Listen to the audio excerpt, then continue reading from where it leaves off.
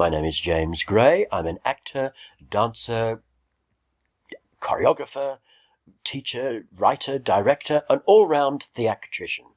And part of what makes my work happen is wondering what the hell it's all about. Now, in this world of political correctness, opinions might offend. So viewpoints are out. Trying to discuss vague, ethereal issues is a real problem. It's like stepping on eggshells because no one has got any ideas anymore. Everyone's terrified to have an idea just in case someone gets offended. We're all supposed to hate Donald Trump, think Muslims are misunderstood, and get hysterical over climate change. And God forbid anyone who has an opposing point of view, because you will be bullied down and thrashed down by those politically correct bullies. Because now we're all supposed to walk about and talk like some sterile university document, talking like we're machines. I remember a few years ago, a friend of mine was crossing a road next to a woman with an unruly dog. "Jasper," she said, "Jasper, sit, come here, sit down." "Oh," said my friend, "the dog must be stone deaf." "You mean profoundly deaf," said the woman. Profoundly deaf? That's what it's become. Suddenly the label is far more important than the content.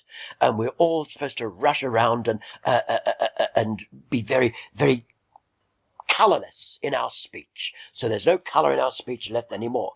What happened to rape, for example? Nobody gets raped anymore. It's sexual assault. Rape is a vicious, nasty word for a vicious, nasty act. Sexual assault? What's that? Did someone get slapped on the bottom? Very mild. Mind you, in Germany they don't have rape anymore, or at least it's not reported, because they are overrun with so many Muslim immigrants who apparently think that any woman in a skirt is fair game, that rape is so prevalent they don't report it in the newspapers anymore. And if by chance it does get reported, then it's described as a cultural misunderstanding, because Angela Merkel doesn't want to admit that her Christian one-world utopia isn't quite working just as it is. So when some woman has been brutally beaten and attacked and is viciously bleeding and in a terrible state, she can take comfort in the fact that she's just experienced a cultural misunderstanding. And before you all reach for the racist button, check your news feeds, because I'm not making this up. This is just absolutely appalling. This is just what the world has come to right now. Now, it's not called political correctness for no reason. Just a little while ago, a member in the Queensland Parliament here in Australia got up and said, "My constituents are concerned that we are being treated as a dumping ground for boat people and refugees." And the words had barely got out of his mouth when he was shouted down. "That's racist," they said. "That's racist. You can't say that. That's racist. That's racist." And so it went on, so that the entire session became a discussion of just how racist it was. And the actual issue itself was completely ignored and sidelined, because that has now become the latest political ploy.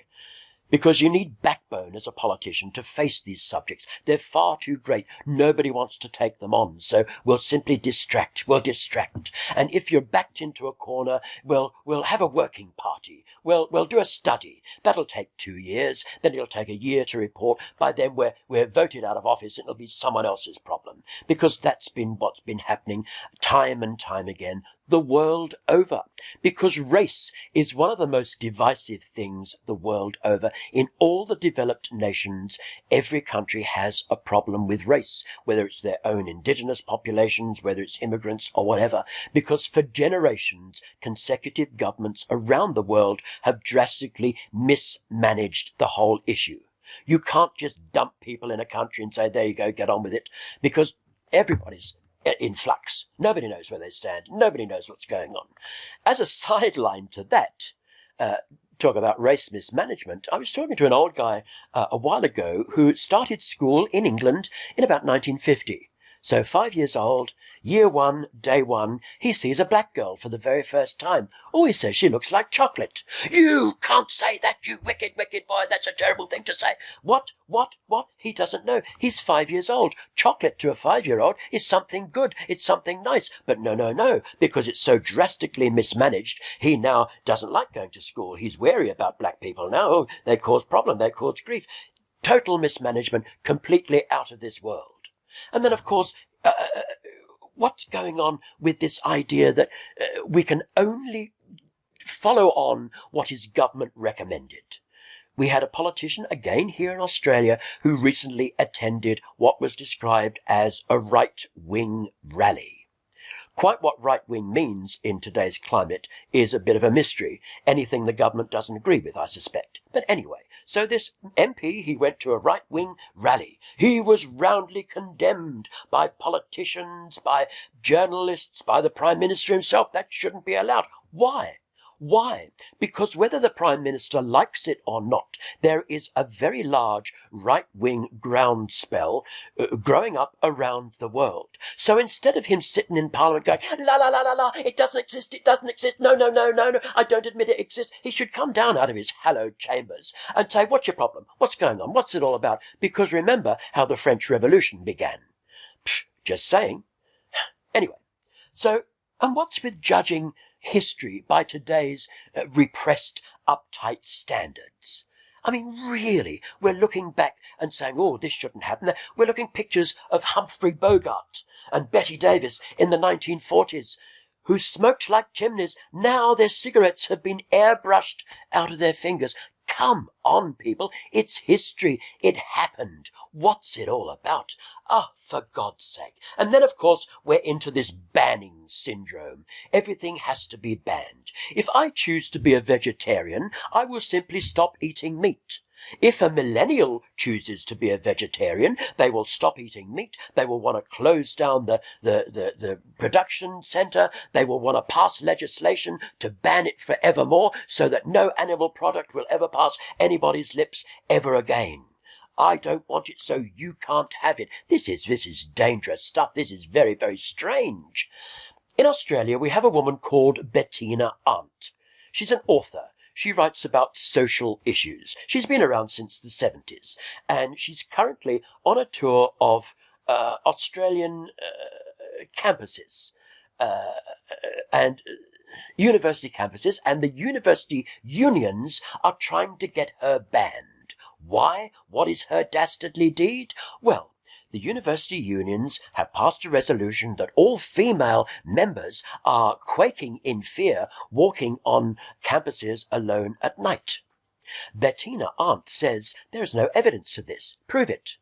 But no. Instead of facing up and debating the topic, they simply want to eradicate any kind of opposition to it. Let's ban it. No, she shouldn't be allowed. She's defamatory. And we keep getting this idea, banning authors, banning speakers, overseas speakers who are deemed right-wing once again. No, they're dangerous people. It's okay. I'm a big boy. I can take it. Some of us can still think for ourselves. I'd like to make up my own mind how dangerous this person is, but no. We are dictated by the government that we are not allowed to see these kinds of people.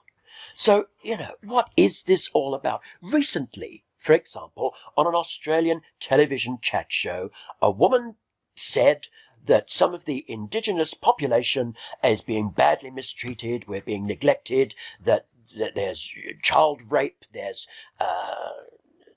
child abuse, domestic violence, all sorts of things. You're racist, said a second woman on the panel. You are racist. And that woman crying racist is the problem. Because by closing down or attempting to close down the argument, she is guaranteeing that nothing will ever be done. It will be consistently swept under the carpet, and this constant cry of racist against anything nobody wants to face. It's appalling. It's appalling. I could go on forever, but I won't, because that's how we live today. So until next time, keep your hand on it.